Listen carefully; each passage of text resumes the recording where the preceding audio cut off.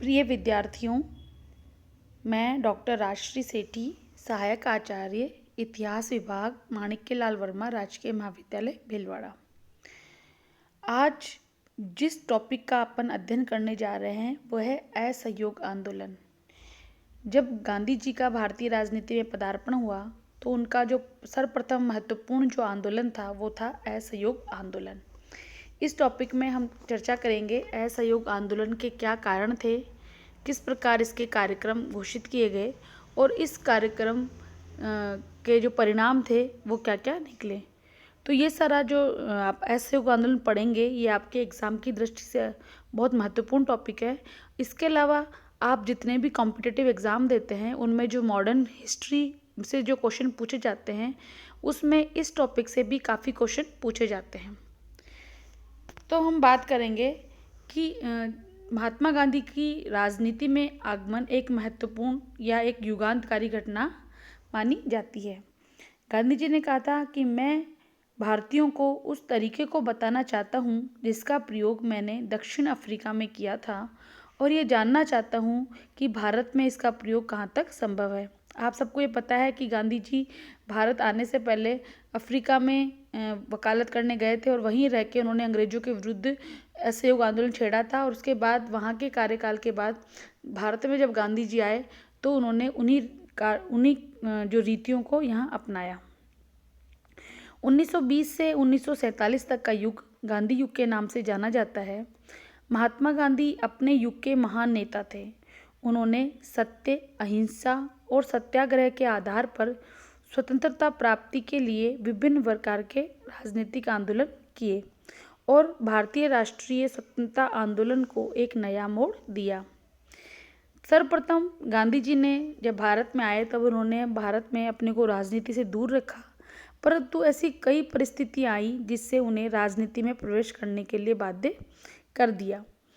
गांधी जी शीघ्र ही राष्ट्रीय आंदोलन के कर्णधार बन गए और उन्होंने 1920 में यह असहयोग आंदोलन छेड़ा। 1919 के बाद गांधी जी ने सरकार के साथ सहयोग करने का निश्चय किया और 1919 तक यह आंदोलन शिक्षित वर्ग तक सीमित था, परंतु गांधी जी ने जो भारतीय राष्ट्रीय आंदोलन था उसे जन आंदोलन का रूप दिया। अंग्रेजी सरकार भारतीय जनता पर बहुत अत्याचार कर रही थी, इसलिए गांधी जी ने असहयोग आंदोलन प्रारंभ करने का निश्चय किया। 1920 में ये जो आंदोलन चलाया गया उसके निम्न कारण थे। पहला था शोचनीय आर्थिक स्थिति। आपको पता है 1914 से 1919 के मध्य प्रथम विश्व युद्ध हुआ था, इसलिए युद्ध काल में अत्यधिक धन खर्च होने के कारण भारत में की जो देश की आर्थिक स्थिति थी वो बहुत कमज़ोर हो गई थी, बहुत शोचनीय थी। युद्ध काल में भारत को 1.5 अरब पौंड से भी ज़्यादा का भार वहन करना पड़ा था और इसलिए देश में वस्तुओं का अभाव होने लगा था और इसलिए जो आवश्यक वस्तुएं थी उनके मूल्यों में भी वृद्धि हो गई थी।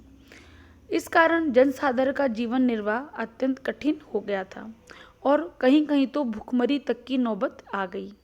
इसके साथ साथ प्लेग और इन्फ्लुएंजा जैसी बीमारियों का भी प्रकोप हुआ और लाखों लोग अकाल, प्लेग के कारण मौत के मुंह में चले गए। लेकिन अकाल पीड़ितों की सहायता के लिए सरकार के द्वारा कोई कदम नहीं उठाए गए। इस कारण जो असंतोष बढ़ता चला जा रहा था और जो भारतीय जनता थी उसमें ब्रिटिश शासन के प्रति विरोध की भावना बलवती होती जा रही थी। दूसरा जो प्रमुख कारण हम देखते हैं असहयोग आंदोलन का वो था रोलेट एक्ट। जो ब्रिटिश सरकार थी वो भारतीयों की जो राष्ट्रीयता की भावना थी उसको कुचलना चाहती थी, अतः उसने 1917 में न्यायाधीश सर सिडनी रोलेट की अध्यक्षता में एक कमेटी गठित की और इसे क्रांतिकारी को कुचलने के उपाय बनाने को कहा गया। इस कमेटी की सिफारिश पर सरकार ने केंद्रीय विधानमंडल में फरवरी 1919 में 2 विधेयक प्रस्तुत किए जिन्हें क्या कहा जाता है, रोलेट एक्ट कहते हैं। सरकार ने जनता के विरोध की बिल्कुल परवाह नहीं किया और 2 विधेयकों में से एक को तुरंत प्रभाव से 18 मार्च 1919 को कानून का रूप दे दिया और इसे क्या कहा जाता है, रोलेट एक्ट कहा गया। रोलेट एक्ट से मजिस्ट्रेटों को ये अधिकार मिल गया था कि वह किसी भी भारतीय को सिर्फ संदेह के आधार पर गिरफ्तार करके बिना मुकदमा चलाए जेल में बंद कर सकते थे और उसे अनिश्चित काल तक जेल में रखा जा सकता था और उस व्यक्ति को अपने पक्ष में दलील, अपील या वकील का अधिकार नहीं था। इसी कारण भारतीय नेताओं ने रोलेट जो कानून थे उनको काला अधिनियम और आतंकवादी और अपराध अधिनियम की संज्ञा दी। महात्मा गांधी ने भी इस अधिनियम का विरोध किया। इस अधिनियम के विरोध में देश भर में हड़तालें हुई, लोगों ने उपवास किए और कहीं कहीं तो आंदोलन ने हिंसात्मक रूप भी ले लिया। परंतु दिल्ली में 30 मार्च 1919 को हड़ताल की गई और वहां स्वामी श्रद्धानंद के नेतृत्व में एक विशाल जुलूस भी निकाला गया। लेकिन सरकार के द्वारा जुलूस में जो भाग लेने वाले व्यक्ति थे उन पर गोलियां चलाई गई, जिसके परिणाम स्वरूप 5 व्यक्ति मारे गए और अनेक घायल हो गए।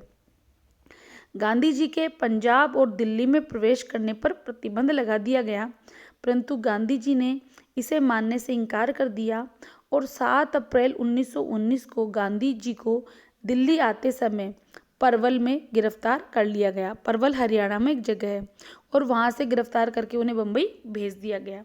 तो हम देखते हैं कि इस कारण भी जनता और अधिक उत्तेजित हो गई। और उसके बाद जो प्रमुख घटना होती है वो है जलियांवाला हत्याकांड। गांधी जी के जो आह्वान किया था उसके कारण रोलेट एक्ट के विरोध में जगह जगह सभाएं एवं प्रदर्शन हुए और इसी कड़ी में 10 अप्रैल 1919 को अमृतसर के डिप्टी कमिश्नर के बिना किसी कारण के पंजाब के 2 प्रसिद्ध नेता डॉक्टर सत्यपाल और डॉक्टर सैफुद्दीन कुचलू को गिरफ्तार कर लिया और उन्हें अज्ञात स्थान पर भेज दिया गया।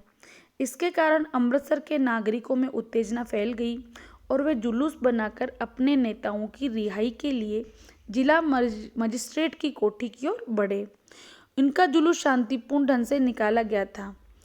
जब यह जुलूस शांतिपूर्ण ढंग से जा रहा था तब अंग्रेज अधिकारियों ने उन्हें वापस जाने को कहा, परंतु जब यह जुलूस आगे बढ़ने की जिद करने लगे तो रोकने वाले सैनिकों ने उन पर गोली चला दी, जिससे शांत जनता क्रोधित हो गई और उसने मार्ग में भीड़ थी उन्होंने नेशनल बैंक, अलायंस बैंक के भवन में आग लगा दी, टाउन हॉल और सार्वजनिक इमारतों को नष्ट कर दिया। श्रीमती शेखुद नामक ईसाई धर्म प्रचारिका को इतना पीटा गया कि वह अधमरी हो गई। कुल मिलाकर 5 अंग्रेजों की इस कारण जान चली गई। इस कारण जो अंग्रेज अधिकारी थे वो बहुत क्रोधित हो गए और 12 अप्रैल को जो जनरल डायर था उसने अनेक व्यक्तियों को गिरफ्तार किया और शहर में धारा 144 लगा दी, अर्थात शहर में कर्फ्यू लगा दिया गया, परंतु जनता को इसकी पूरी जानकारी नहीं करवाई गई। 13 अप्रैल 1919 को बैसाखी के दिन शाम को 4:30 बजे अमृतसर के जलियांवाला बाग जो बाग था उसमें एक सार्वजनिक सभा की आयोजन किया गया और इसमें सरकार की कूटनीति की निंदा करने का प्रस्ताव रखा गया। इस सभा में लगभग 20,000 के आसपास व्यक्ति एकत्रित हुए थे। आधुनिक इतिहासकार हरिराम गुप्ता का मानना है कि इस सभा की योजना और तैयारी स्वयं अंग्रेजों ने ही करवाई थी। सभा में लोग एकत्रित हो गए तब जनरल डायर ने वहाँ 100 भारतीय और 50 अंग्रेज सैनिकों को लेकर वहाँ पहुँच गया और सभा में जो महत्वपूर्ण चर्चा की जा रही थी उसमें गांधी जी, डॉक्टर सत्यपाल और डॉक्टर किचलू की रिहाई की मांग की जा रही थी। तभी डायर ने आदेश दिया कि सभा के व्यक्ति तुरंत इसको खाली कर दे, लेकिन आपको पता है कि रास्ता उसमें बहुत छोटा था और रास्ते में वो खुद बंदूक लेके खड़ा हो गया और उसने थोड़ी देर में गोली चलाने के आदेश दे दिए। 10 मिनट तक लगातार गोली की वर्षा होती रही और वह तब बंद हुआ जब उसके पास जनरल डायर के पास सारा गोला बारूद खत्म हो गया। सरकारी रिपोर्ट की बात करें तो इसके अनुसार लगभग 379 व्यक्ति मारे गए और 1200 लोग घायल हुए, परंतु अंग्रेज अधिकारियों की रक्त पिपासा शांत नहीं हुई और 15 अप्रैल को पंजाब के महत्वपूर्ण जिलों में मार्शल लॉ लागू कर दिया गया और एक तरह से पंजाब में आतंक राज्य स्थापित कर दिया गया। लोगों पर अत्याचार किए गए, उन्हें पेट के बल चलाया गया, नलों में पानी बंद कर दिया गया। इस कारण पंजाब की जनता में बहुत अधिक मात्रा में रोष फैला और उन्होंने रविंद्रनाथ टैगोर ने भी इस घटना से क्षुब्ध होकर अपनी सर की उपाधि वापस कर दी। मार्च 1920 को एक हंटर समिति के जांच के लिए नियुक्त की गई, परंतु इस समिति ने भी संपूर्ण घटना पर लीपापोती कर दी और डायर को कोई सजा नहीं हुई, अपितु ब्रिटिश लॉर्ड सभा ने उसे ब्रिटिश साम्राज्य का शेर कहा और उसको एक उपाधि, मान की तलवार की उपाधि से सम्मानित किया और उसको 2000 पाउंड इनाम भी दिया। इसलिए जो अंग्रेजों की ये नीति थी, जो दमनकारी नीति थी, इसका गांधी जी ने विरोध करने का निश्चय लिया और इसी कारण आगे चल के हम असहयोग आंदोलन की परिणति देखते हैं। एक महत्वपूर्ण जो कारण हम देखते हैं असहयोग आंदोलन का, वो था खिलाफत का प्रश्न। प्रथम विश्व युद्ध में टर्की ने जर्मनी का साथ दिया। टर्की का सुल्तान पूरे मुस्लिम जगत का खलीफा था। युद्ध के दौरान ब्रिटिश प्रधानमंत्री लॉर्ड जॉर्ज ने मुसलमानों को यह आश्वासन दिया था कि युद्ध समाप्ति के बाद तुर्की को विघटित नहीं किया जाएगा, परंतु प्रथम विश्व युद्ध की समाप्ति के बाद ब्रिटिश सरकार अपने वचनों का पालन नहीं कर पाई और इस कारण भारतीय मुसलमानों में अंग्रेजी शासन के विरुद्ध भारी असंतोष उत्पन्न हो गया और भारत में खिलाफत आंदोलन शुरू हो गया। इस खिलाफत आंदोलन के 3 उद्देश्य थे। पहला, तुर्की साम्राज्य के विघटन को रोकना। दूसरा, तुर्की पर अपमानजनक शर्तों को थोपने से रोकना। तीसरा, तुर्की को आध्यात्मिक संस्था के रूप में खिलाफत का अस्तित्व बनाए रखना। गांधी जी ने खिलाफत आंदोलन को अपना पूरा समर्थन किया। 24 नवंबर 1919 को दिल्ली में अखिल भारतीय खिलाफत सम्मेलन हुआ, जिसमें बड़ी संख्या में हिंदू मुसलमानों ने भाग लिया और असहयोग आंदोलन में अपना समर्थन दिया। गांधी जी की सलाह से 19 जनवरी 1920 को डॉक्टर अंसारी के नेतृत्व में एक प्रतिनिधि मंडल वायसराय से मिलने हेतु इंग्लैंड गया, परंतु उन्हें सफलता प्राप्त नहीं हुई। उसके बाद मार्च 1920 ईस्वी में मौलाना शौकत अली और मोहम्मद अली के नेतृत्व में एक शिष्टमंडल वापस इंग्लैंड भेजा गया। यद्यपि इस शिष्टमंडल को भारत मंत्री लॉर्ड मॉन्टेग्यू का समर्थन प्राप्त था, परंतु इनको असफलता ही मिली। शिष्टमंडल निराश होकर भारत लौट आया। अतः महात्मा गांधी ने खिलाफत आंदोलन का समर्थन किया और अपनी मांग मनवाने के लिए असहयोग आंदोलन करने का निश्चय किया। इस प्रकार हम देखते हैं कि इन सभी कारणों के परिणाम स्वरूप असहयोग आंदोलन प्रारंभ हुआ। डॉक्टर पट्टाभी सीतारमैया ने असहयोग आंदोलन के कारणों पर प्रकाश डालते हुए लिखा है कि खिलाफत पंजाब की भूलों और अपर्याप्त सुधारों की त्रिवेणी से पानी किनारे के ऊपर बह चला था और इस संगठन ने राष्ट्रीय असंतोष की धारा को साकार और स्वरूप करने में अपना योगदान दिया। अब हम बात करेंगे कांग्रेस के कलकत्ता और नागपुर अधिवेशन की। असहयोग आंदोलन के कार्यक्रम पर विचार करने के लिए सितंबर 1920 में कलकत्ता में कांग्रेस महासमिति का एक विशेष अधिवेशन बुलाया गया, जिसकी अध्यक्षता लाला लाजपत राय ने की। प्रस्ताव प्रस्तुत करने हेतु महात्मा गांधी ने कहा, अंग्रेजी सरकार शैतान है जिसके साथ सहयोग संभव नहीं। बिना स्वराज्य के पंजाब तथा खिलाफत की भूलों की पुनरावृत्ति को नहीं रोका जा सकता। अंग्रेज सरकार को अपनी भूलों पर कोई दुख भी नहीं है। अतः हम कैसे स्वीकार कर सकते हैं कि नवीन व्यवस्थापिकाएं हमारे स्वराज का मार्ग प्रशस्त करेंगी। स्वराज की प्राप्ति के लिए हमारे द्वारा प्रगतिशील अहिंसात्मक असहयोग की नीति अपनाई जानी चाहिए। महात्मा गांधी के इस प्रस्ताव का उदारवादियों और कुछ दूसरे नेताओं द्वारा विरोध किया गया, क्योंकि नितांत संवैधानिक मार्गों को ही वो उचित समझते थे। आपको हम पहले भी पढ़ा चुकी हूँ मैं इस टॉपिक से पहले कि जो उदारवादियों की नीति थी वो सरकार के सहयोग करने की नीति थी। वो ब्रिटिश सरकार से मुक्ति नहीं चाहते थे, अपितु ब्रिटिश सरकार के पास अनेक प्रस्ताव भेजकर वो ब्रिटिश सरकार से सुधारों की मांग करते रहते थे।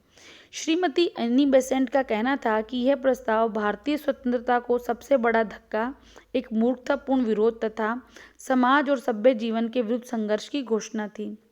श्री सुरेंद्रनाथ बैनर्जी ने कहा कि असहयोग आंदोलन को राष्ट्रीय कार्यक्रम के रूप में स्वीकार नहीं किया जा सकता, क्योंकि जनता पारस्परिक हिंसा और घृणा के द्वारा आपस में ही असहयोग कर रही थी। पंडित मदन मोहन मालवीय, एनी बेसेंट, देश बंधु चित्तरंजन दास, विपिन चंद्र पाल, जिन्ना, सर नारायण आदि इस प्रस्ताव के विरुद्ध थे और लाला लाजपत राय को भी इस प्रस्ताव से विशेष सहानुभूति नहीं थी। फिर भी मोतीलाल नेहरू और अली बंधुओं ने इस प्रस्ताव का समर्थन किया, जिसके कारण यह प्रस्ताव बहुमत से पास हो गया। इसी के साथ भारतीय राजनीति में गांधी युग का पदार्पण हुआ। कांग्रेस का नियमित अधिवेशन दिसंबर 1920 में नागपुर में हुआ और इस अधिवेशन में गांधी जी के असहयोग प्रस्ताव को पुनः विचार के लिए रखा गया। इस अधिवेशन में भी जो ये प्रस्ताव था असहयोग का, वो भारी बहुमत से स्वीकृत हुआ। कांग्रेस और भारतीय राष्ट्रीय आंदोलन के इतिहास में नागपुर अधिवेशन का विशेष महत्वपूर्ण स्थान है। डॉक्टर पट्टाभी सीतारमैया ने लिखा है कि नागपुर कांग्रेस के वास्तव में भारत के इतिहास में एक नवीन युग का प्रादुर्भाव होता है। निर्बल, क्रोध और आग्रहपूर्ण प्रार्थनाओं का स्थान उत्तरदायित्व के एक नवीन भाव तथा स्वावलंबन की एक नवीन भावना ने ले लिया। जनता ने अनुभव कर लिया कि यदि उसे स्वतंत्र होना है तो उसके लिए उसे स्वयं प्रयास करना पड़ेगा। अर्थात हम देखते हैं कि जो नागपुर अधिवेशन के बाद से अर्थात 1920 के बाद से कांग्रेस की एक नई राजनीति शुरू होती है। अब उदारवादी और उग्रवादियों का टाइम खत्म हो गया था और अब गांधी जी का आगमन शुरू हो गया था। और अब के बाद 1947 तक जितने भी भारत का जो स्वतंत्रता संग्राम चला, भारत के साल के 27 सालों का हम इतिहास देखते हैं, तो वो गांधी जी की नीतियों के आधार पर ही चलाया गया। इसी के साथ ये वाला टॉपिक मैं ख़त्म करती हूँ। अगले वाले वीडियो में हम देखेंगे कि असहयोग आंदोलन के क्या उद्देश्य थे, उसकी क्या प्रगति हुई और उसकी सफलता असफलता कैसी थी। धन्यवाद।